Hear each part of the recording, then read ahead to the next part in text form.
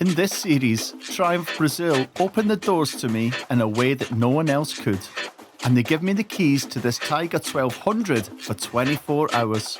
I get to experience just how good the bike is and what it's like to ride in one of Brazil's biggest cities, Recife. I then meet up with brand ambassador Beto Cafe, and we've arranged for him to come to the UK later this month for an adventure of his own.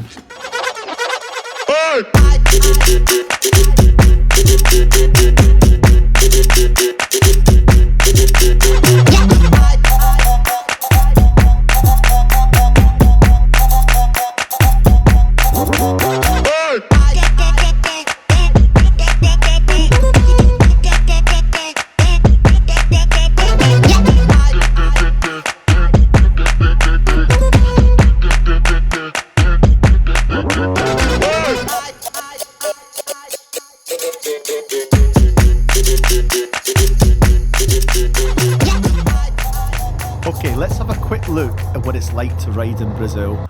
Now, I know I've not got the proper gear on. I did take it all with me. Right now I've got a pair of Kevlar jeans on and a pair of trainers. The rest of my stuff was a 2-hour drive away. This opportunity with Triumph came up last minute, and it was the only chance I was going to get to ride this bike. Now, riders in Brazil generally don't wear any protective gear other than a helmet. You even see some of them riding barefoot with the flip-flops on the mirrors. I felt quite exposed at first, but I'm so glad that I took the opportunity. Now, the rules of the road back home don't apply here. It's just not the same, and you can expect to be overtaken or undertaken at any moment. Drivers are generally bumper to bumper, and it's every person for themselves. And if you hesitate, you're going to get overtaken immediately. You got to be confident, assert yourself, and be sure what you're doing.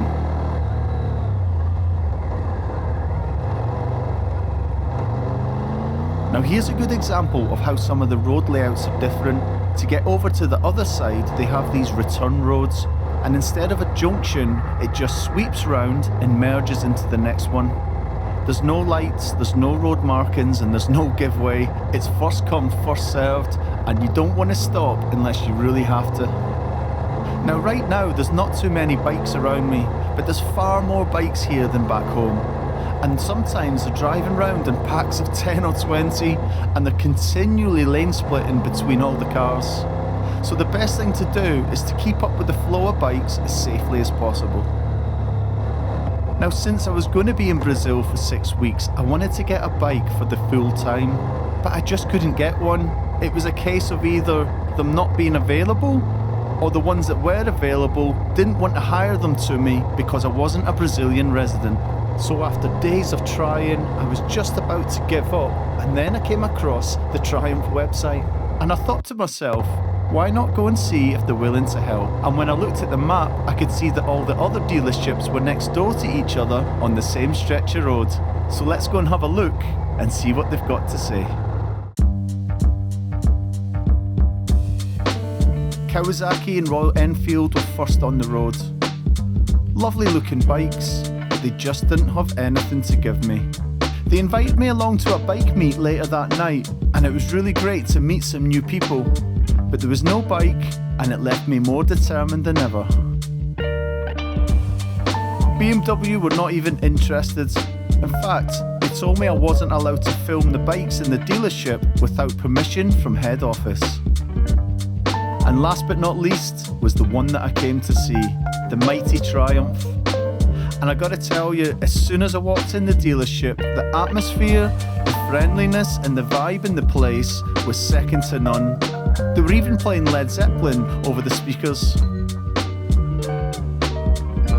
They saw an opportunity to do a bit of an exchange, and they invited me to a PR event the next day to do an interview with their brand ambassador. They then gave me this beauty for 24 hours. So who's the guy on the Daytona? His name's Andre, and he just happened to be in the dealership at the same time as me. We got chatting, and he agreed to take me out on a bit of a tour. The bike needed some fuel, and he even paid for that. What a nice guy. So what's my initial thoughts on the bike? Well, by far, it's the best adventure bike I've ever ridden, and if I had the money to buy one today, I probably would. It's got more than enough power for what you need on the roads, and in fact, the sound that it makes and the way that the front end lifts up under acceleration is pretty addictive. And you know what, for such a big bike, it's actually really light and feels extremely nimble. And being 6'2", I found it very comfortable, and it might be one of the best options for a tall rider. Part of the brief for the day was to get some shots of the bikes in different locations. So the first stop was this historical monument just outside the city, which happens to also be a military position, and there's a guard just down next to that tent. And we're not meant to be parking on this area that we've just driven onto. Andre went down to ask if we could take the shots, and the guard on duty said we weren't allowed to.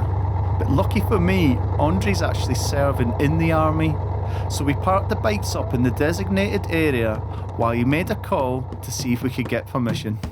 And while we waited, he told me about the famous battle that happened here and why it's so important to the history of Brazil. In 1648, Brazil had already been colonised by the Portuguese for over 100 years. But the Dutch had other plans and had already begun setting up colonies of their own up and down the country. So for the first time in history, the Portuguese, indigenous and African population came together as one to fight for Brazil and expel the Dutch for good. And it's considered the origins of the Brazilian army. And talking of army, here comes Andre's friend. And to see this army truck rocking up was a surreal experience. And the guy that got out was another representation of what Brazilians are truly like. He was really warm and friendly and really open to hearing my story and where I was from. And after letting him check the bikes out for a bit, we moved them over in front of the statues to get the shots we wanted. And I intended on getting some drone shots, but the airport was too close and it was a no-fly zone.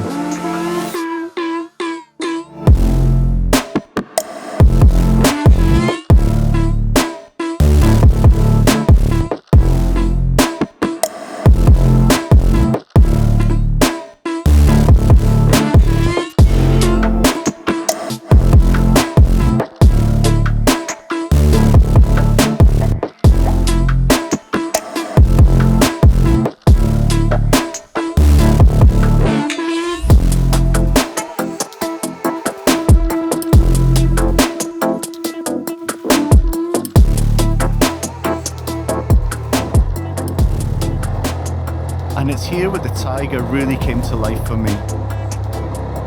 Its power, its handling, its brakes, and the ability to see over all the cars makes this the perfect bike for a situation like this.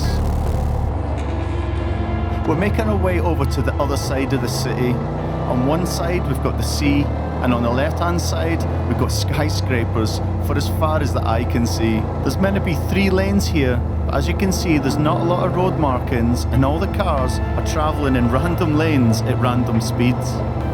There's also all the other bikes coming up behind us trying to filter through the traffic as well.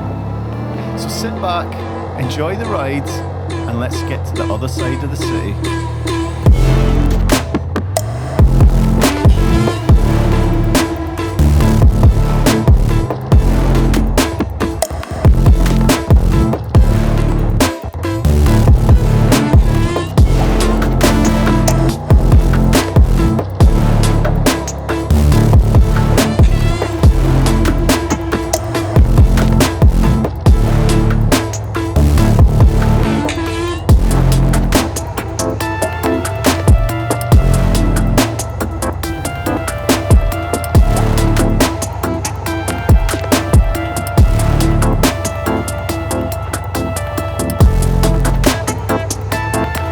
That gives you a good idea of what it's like to ride here. I'm going to upload this full unedited filtering section on another video. Join me next time where I nearly drop the bike on a really steep hill and I get to experience riding through a tropical rainstorm. I even crash my drone into a tree only to find a monkey saves it a few days later.